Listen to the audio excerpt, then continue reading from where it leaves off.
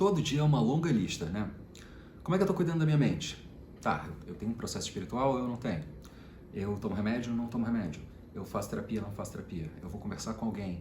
Eu tô cansado depois do trabalho? Será que eu deveria ver um filme? Como é que eu relaxo a minha cabeça? Vou usar alguma substância? Lista interminável de possíveis cuidados com a mente. Mas tem um corpo também, peraí um minutinho. Academia, não academia, nutrição, horas de sono, hidratação, check-ups anuais, check-ups mensais, exames de sangue.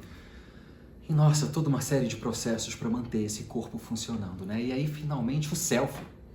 O meu eu existencial, né? O meu eu que não é só uma mente, meu eu que não é só um corpo, o eu, pessoa, para onde é que eu vou, o que que eu quero fazer, que habilidades, capacidades eu devo adquirir, com quem eu deveria me espelhar, como eu deveria me moldar. E eu não sei vocês, mas eu acho isso super cansativo. Até porque, pô, se eu for olhar para minha experiência e possivelmente pessoas que não têm personalidades múltiplas, eu sou uma pessoa só. E tem essas três instâncias, é como se existissem três pessoas em mim, das quais eu tenho que cuidar com tudo que é possível e imaginável. E isso é super complicado. Eu tô vendo que a gente chegou num momento da nossa existência aqui nesse capitalismo tardio, em que, no Ocidente e outros ocidentes, onde quer que essa mentalidade, essa construção existencial do eu, da pessoa ocidental tenha chegado, tem essa tripartição e esse número abstruso de cuidados. E o que eu acho muito interessante é que muitas vezes, se você imaginar a teoria dos conjuntos, né? São vários conjuntos ali que podem se intersectar, parece que esses conjuntos, essas três instâncias se intersectam muito pouco e exigem muitos cuidados específicos para cada uma dessas áreas. E aí acaba sendo um assunto terrivelmente complicado, essa relação entre eu mesmo e meu corpo. Já foi mais simples, a gente vem de um platonismo, de um neoplatonismo, depois retomado pela Igreja Católica, né, que faz essa mente e esse corpo, que seriam as duas instâncias primordiais. Depois a Europa faz o processo de colonização, de imperialismo cultural no resto do mundo. Como o Said diria, vai lá e aprende a ser mais indiano que os próprios indianos, por aí adiante, entra nos outros orientes, porque são outros orientes, né, são vários orientes, e faz uma escolha muito específica de certas coisas que são interessantes nos sistemas de pensamento espirituais ou religiosos desses outros orientes, para sanar certos problemas que o ser humano está tendo ali no comecinho da Revolução Industrial, nessa alteração drástica de como a sociedade se organizava, que aconteceu na Europa por conta do processo de industrialização bancado por nós. Claro, sul-americanos, norte-americanos, no começo dos Estados Unidos, africanos, orientais em geral, mas tudo bem. E começa a aparecer essa terceira entidade, que é o self. O Jung é um cara que traz isso muito. Ele vai falar sobre os arquétipos, ele vai dizer, olha, nós não somos o nosso self, mas o self está lá como uma qualidade supraveniente da organização de si. E por mais que eu ache que uma ideia monádica materialista, o que quer dizer isso? Que o sujeito é uma única coisa, que é tudo interligado, etc., do jeito que o materialismo pensa através do cientificismo, fica, cara, sabe, assim, para um ser humano no dia a dia olhar para aquilo e fazer alguma coisa daquela informação e transformar aquilo em movimento existencial propriamente, em significado, em tirar aquela linguagem seca da ciência para transformar aquilo em sentido, pô, pro dia a dia é difícil pra caramba. Então o que eu acabo vendo? Que as pessoas, elas acabam permanecendo nessa ideia dessas três instâncias. E aí a gente tem um problema muito sério, né? Porque, a primeira, vamos pegar o eu. O eu é somente um conjunto de ferramentas, se você for pensar bem, né? Funções. Inclusive, gera uma série de distorções da realidade. Realmente, o eu é só isso. Eu acho que o cognitivismo, quando a gente fala de um eu, vamos falar de consciência individual, e aí o processo da consciência, não é o sujeito que se fala consciente de si, é isso, cara, é raciocínio espacial, lógico matemático, é memória, atenção, etc. Esse conjunto de ferramentas. Inclusive, esse conjunto de ferramentas gera uma série de distorções, como eu disse aqui, realmente, cara. Porque se, por exemplo, a gente vem de uma cultura, sendo um outro ocidente, né, que se calca nessa ideia do desenvolvimento histórico existencial do ocidente, que é muito baseado em cima da ideia da razão como sendo anterior a todas as coisas, organizadora de todas as coisas, virtude principal do funcionamento humano, o que acontece, cara, é que finalmente a gente olha para a razão e a gente transforma ela na melhor expressão de mim. E aí, derivamos daquilo que a gente chama de razão uma série de regras que vão vir construir como eu me penso ou como eu, e a partir de como eu me construo, né, como eu vejo a realidade. Nossa, é como se eu tivesse uma caixa de ferramentas nas quais eu escolhesse só a chave de fendas. E aí eu fosse aplicar essa chave de fenda em tudo quanto é lugar que rolasse. É parafuso na parede, é porta, é sei lá, qualquer coisa que eu possa mexer e virar. E não, cara. Essa chave de fendas, ela só serve para parafusos que tem a fenda na qual eu vou poder usar ela. E, entretanto, ainda acontece uma coisa mais doida. Essa chave de fenda, depois de um certo tempo, ela me convence de que ela é a minha mão e, portanto, a chave de fenda sou eu. Eu sou a chave de fenda. E aí que começa a distorção. A gente pode, eventualmente, vir a pensar que a neurose acaba sendo a distorção principal que é gerada por esse peso gigantesco na razão e uma incompreensão do funcionamento afetivo, instintivo, inconsciente do sujeito. Então, olha só, a gente tem uma divisão em três de uma coisa que poderia ser única, processual e complexa, e a primeira instância já é complicada. A segunda, o corpo virou uma máquina biológica. Tá, tudo bem, eu entendo, é um organismo que funciona de certa forma, tem uma série de correlações com as máquinas, mas Pedro, o cartesianismo acabou, bicho, a gente já superou o positivismo, a gente está pensando em sistemas múltiplos que se correlacionam, produzem qualidades supravenientes, porque é informação, é complexidade, princípio holográfico, blá, blá, blá. Mas grande público, amigo, amiga, está pensando o corpo como uma máquina. Porque interessa é o capitalismo pensar o corpo como uma máquina, não é verdade? Porque aí não tem desgaste. É isso, o sujeito acorda de manhã, dá um clique para ligar, né? E trabalhar, e depois, quando ele tem que dormir de noite, ele desliga. Não sei se vocês viram recentemente, mas teve uma matéria sobre a alta de suicídio na Coreia por causa do uso de estimulantes para funcionar e de entorpecentes, não diria entorpecentes, né? De narcotrópicos, narcossono, né? Que produzem sono, de remédios para o sono, porque as pessoas não conseguiam desligar de noite, estavam começando a ter overdose de remédio de sono porque não conseguiam dormir e acabavam desligando certas funções fundamentais cardiorrespiratórias, deglutivas, etc., motores no corpo, que faziam com que as pessoas morressem tentando dormir. Então tem esse corpo que foi maquinizado, e aí esse corpo é entendido como uma máquina. Pô, cara, existe uma grande diferença entre uma máquina e eu, não é? E eu acho que a diferença mais fundamental entre essa máquina e eu é que eu tenho um ciclo. Eu funciono de uma forma que exige certos tempos que não são retiráveis, que não são alteráveis. Eu tenho uma resistência ao mundo, eu ajo nesse mundo de um jeito que uma máquina vai fazer muito melhor do que eu, tanto que tenho medo de que eventualmente as inteligências artificiais suplantem a inteligência humana. Mas olha só, eu não estou falando de ficção científica, estou falando de coisas que estão acontecendo agora. E tem uma outra coisa, a máquina é um objeto, ela não está em mim. Tá, tudo bem, eventualmente um marca-passo, um coração artificial, alguma coisa do gênero, mas eu não sou essa máquina, e essa máquina não sou eu. Então, por ser um objeto, o que acontece? Se a gente faz esse descolar do eu do corpo, imediatamente a gente tem um objeto que aparece pra gente, que é esse corpo, com o qual não necessariamente o que a gente é, o que a gente pensa, o que a gente vive, o que a gente sente tem relação com ele. Isso é muito doido. Você entende o nível de dissociação que isso pode produzir nas pessoas? Ou porque, por exemplo, a percepção de dissociação dentro de ataques de pânico, de crises de ansiedade, transtornos de ansiedade, começou a virar uma coisa tão frequente? Porque esse corpo é um objeto que eu tenho que de alguma forma treinar, aperfeiçoar, fazer passar por uma série de estresse. Eu não estou levando em consideração de que não há uma mente, né? Esse corpo é essa mente. Mas calma, eu estou tentando aqui já resolver o problema, porque ainda tem aquela terceira parte, né? Que é o self. E o eu mesmo seria esse fenômeno, qualidade supraveniente, que é a soma do eu com o corpo. Aí, qual é o problema desse eu? É que, número 1, a gente não vê ele como sendo isso. Número 2, ele tem uma existência fantástica, né? Fantásmica. Quando eu digo fantástica, é da fantasia mesmo, fantásmica.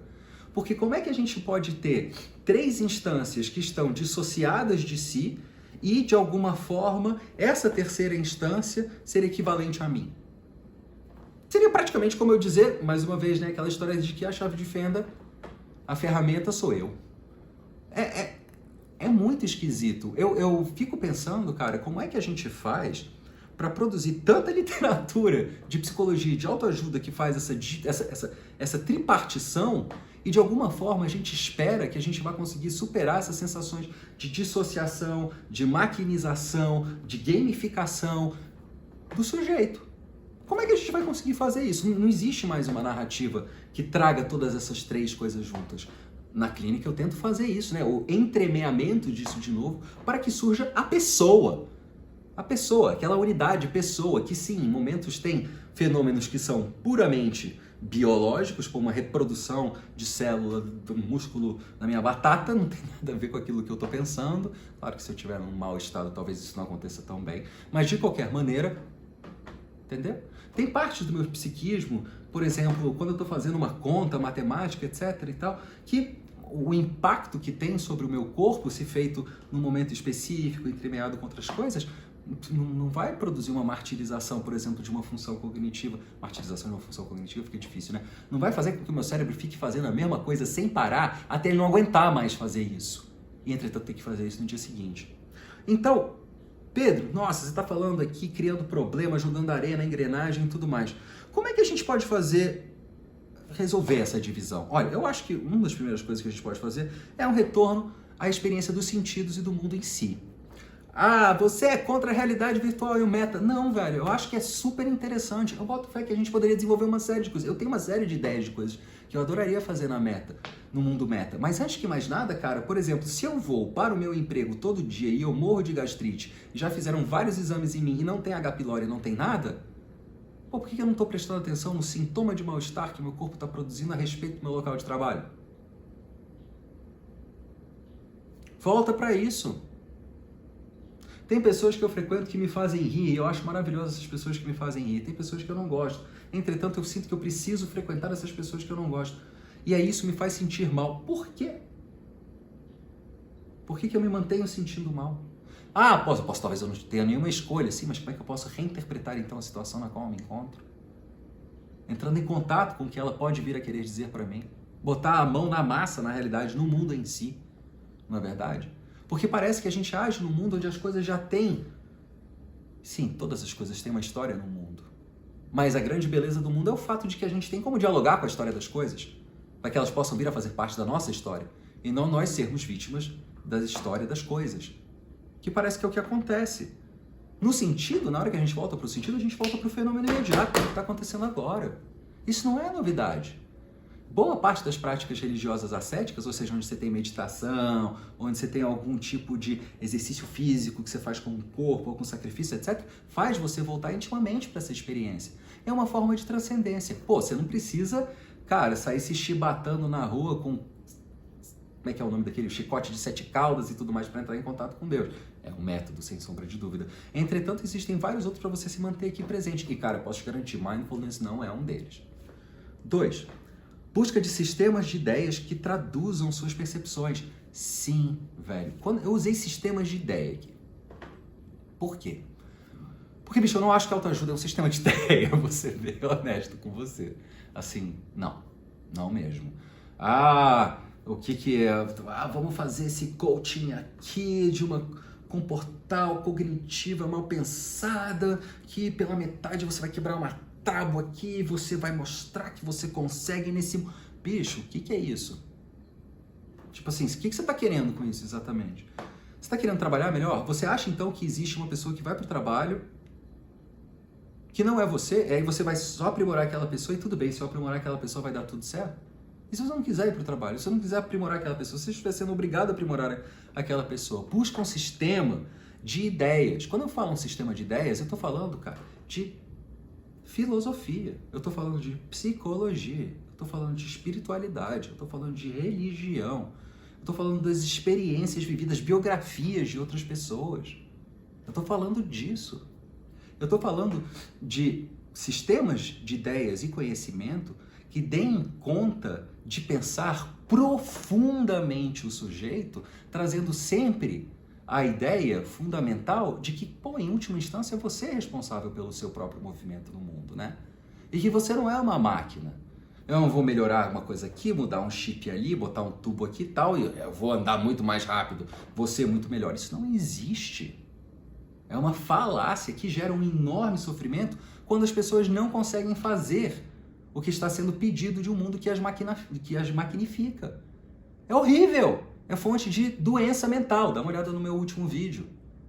Entendeu? Então, qual é o sistema de ideia? Ai, meu Deus do céu, mas Pedro, será que isso vai ter que mudar toda a nossa realidade? Pô, você honestamente queria mudar a realidade sem se transformar ou se transformar sem a realidade se transformando, porque ela é, de certa forma, um resultado seu? Eu acho que isso é uma coisa interessante a se pensar, cara, porque à medida que a gente vai se desenvolvendo nesse mundo, a gente está chegando num ponto onde a gente não tem mais escolha a não ser fazer grandes movimentos drásticos, e talvez a gente já tenha até passado o tempo de fazer esses grandes movimentos drásticos. Uma terceira forma, encontre um guia, uma guia. Cara, isso daqui é fundamental, porque a gente vive um determinado momento onde a desconfiança com figuras de autoridade, com pessoas que trazem certas formas de conhecimento, está em alta. Por quê? Porque esses conhecimentos já foram muito apropriados pelo mercado, pela indústria, por pessoas por organizações, né? Com poucos escrúpulos. E aqui eu estou falando desde o governo dos Estados Unidos até o Vaticano, até o governo Bolsonaro. Eu estou falando de um pai de santo num terreiro que apronta várias safadezas financeiras. Eu estou falando do pastor que pega o dinheiro dos fiéis e vai comprar carro de luxo. Disso, eu estou falando até inclusive de Bitcoin, se você for pensar bem. Esse Bitcoin é ciência da computação. Fica parecendo que é uma coisa completamente mística, na qual a gente não pode confiar, que a gente não sabe, que a gente não entende como funciona. Quando eu falo procure um guia ou uma guia, o que eu estou dizendo? Procure uma pessoa que sabe que o seu caminho é um caminho individual, mas que há aspectos no seu caminho que são aspectos que transcendem a sua individualidade, que ecoam na coletividade humana desde que o ser humano começou a pensar a si mesmo. Sim, tem certas coisas que não mudam. Você pode ter um iPad, velho, hoje em dia, e dizer, nossa, como a sociedade está civilizada. Só que, cara, desenvolvimento tecnológico não corresponde a desenvolvimento civilizatório ético, bicho. É muito simples, saca? Você quer pensar, pode pensar em qualquer exemplo, qualquer país agora nesse momento, você sempre vai encontrar um contraste brutal. Estados Unidos, terra do progresso, da liberdade, por aí adiante, etc. Cadeira elétrica. Né? Uma sociedade que diz que o materialismo é importante, que é viver a vida, que a vida é a coisa mais importante que há, que o amor dentro da vida é um valor fundamental e tal, mas não, bora matar a galera na cadeira elétrica ou com a injeção letal, por exemplo. Então, encontrar uma pessoa que seja capaz de olhar para o seu caminho, te dirigir dentro do seu caminho e ver como o seu caminho ecoa em tantos caminhos que já foram percorridos anteriormente e te guiar nesse processo. A ideia de uma pessoa self-made, num desenvolvimento existencial, não existe, até porque a construção de quem nós somos parte da nossa relação com o outro, com o meio. Então essa coisa muito liberal de não, tipo, eu mesmo me trabalhei, fui ler meus livros, eu sou um puta case pra mim mesmo, não sei o que, cara, isso é esquizofrenia. A tecnologia não está sendo utilizada corretamente do ponto de vista clínico, mas cômico sim, é esquizofrenia. Não funciona desse jeito. Então nós temos essas três possibilidades: o retorno à experiência dos sentidos, a busca de sistemas de ideias e o encontro de uma guia. E como o meu cotidiano, né, me impede de obter isso. Porque, claro, velho, olha só, você falou sobre o problema, você falou sobre como se divide em três partes, você falou como resolve isso, mas, cara, não é tão fácil assim, não. E vou dar umas ideias de por que talvez não seja tão fácil assim. A primeira delas é o tempo. O tempo de produção e atividade laboral no capitalismo tardio. Velho, é o seguinte, você não tem como pensar duas coisas que envolvem, muitas vezes, as mesmas áreas do cérebro. Eu estou pensando do ponto de vista unicamente fisiológico, que envolvem as mesmas partes do cérebro com a mesma energia em dois campos completamente diferentes. Porque Uma coisa é você pensar no seu trabalho, os processos embutidos naquilo, como é que aquilo funciona, o que você tem que fazer, as metas, por aí adiante. Outra coisa, velho, é você pensar na sua relação com a sua mãe, com seu pai, na relação com você mesmo, você mesma, na relação com seus irmãos, na relação com o mundo. Para isso, você precisa de tempo. Tempo que está sendo empregado para a produção. A existência, ela é feita de tempo e ela é inextricável do tempo. Que tem tempo e espaço para o Einstein? A existência e tempo são inextricáveis. A gente poderia até argumentar que o tempo é a narração da passagem da existência. Só que você só tem um fio condutor na narração, na sua própria narração, é você mesma, é você mesmo. E aí? Como é que você vai fazer para obter o tempo necessário para poder pensar em si? Que não é um exercício egoísta, narcísico. Cara, não é vamos usar uma metáfora terrível, não é o olho do dono que engorda o boi? Pô, cadê o seu olho virado para você? Você está engordando o boi dos outros. Até existencialmente falando.